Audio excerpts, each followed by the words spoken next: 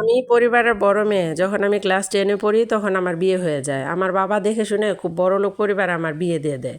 আমার শ্বশুর ছিল চেয়ারম্যান, বেশ বড়লোক। আর চেয়ারম্যানের একমাত্র ছেলের সাথে আমার বিয়ে হয়। বিয়ের ঠিক কয়েক মাস পরে আমি প্রেগনেন্ট হয়ে যাই।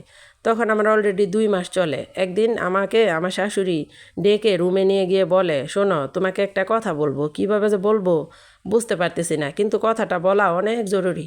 তারপর আমি বললাম, কি হয়েছে বলেন। আমার শাশুড়ি আমাকে বলতেছে, তোমাদের বিয়ের মাত্র 6 মাস হয়েছে, এখনও তোমাদের বাচ্চা কাচ্চা নেওয়ার সময় হয় নাই, এখনও অনেক সময় আছে, তোমাদের তো মাত্র নতুন বিয়ে হয়েছে, এখন তোমরা এনজয় করো। কারণ আমি বলি কি, এখন এই বাচ্চাটা রাখার প্রয়োজন নাই, এই বাচ্চাটাকে নষ্ট করে ফেলো। শাশুড়ি আমার কথা শুনে আমি বেশ অবাক হয়ে যাই।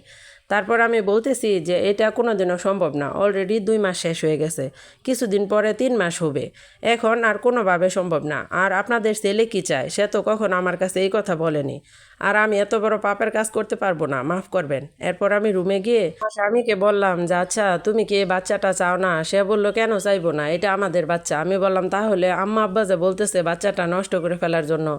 তারপরে সে বিছানা থেকে উঠে আমার শ্বশুর শাশুড়ির রুমে গিয়ে দরজা বন্ধ করে অনেকক্ষণ কথাবার্তা বলল, এবং সে পরে বের হয়ে এসে বলল, এই বাচ্চা রাখা যাবে না, চলো আমরা বাচ্চাটাকে নষ্ট করে ফেলি। আমি তাকে বারবার বুঝাইছি এটা অনেক বড় একটা পাপের কাজ, আমাদের কখনোই মাফ করবে না আল্লাহ তাআলা, দয়া করে এত বড় পাপের কাজ আমাকে দিয়ে করিও না। কিন্তু সে এক পর্যায়ে জোর করে আমাকে হসপিটালে নিয়ে বাচ্চাটাকে নষ্ট করে ফেলে, যার ফলে আমার প্রচুর ব্লিডিং হয়। ব্লিডিং হওয়ার কারণে আমার শরীর অনেক দুর্বল হয়ে যায়, বিছানা থেকে উঠতে পারতাম না। আমার এত খারাপ অবস্থা দেখেও আমার শাশুড়ি আমাকে দিয়ে নানাভাবে কাজ করার জন্য চাপ দিত। আমার শাশুড়ি বলে, আচ্ছা তুমি সারাদিন শুয়ে বসে থাকো কেন, তোমার কি কোনো কাজকর্ম নেই, সংসারের কাজ কে করবে? তিনি আরও বলতে থাকেন, দেখো আমি তোমার শাশুড়ি, অন্য সমস্ত শাশুড়িরা তাদের ছেলের বউয়ের উপরে যা অত্যাচার চালায়, তার হিসেবে তো আমি তোমার উপরে কিছুই করি না, শুধু সংসারে কাজ করতে বলি, তাও তুমি পারো না।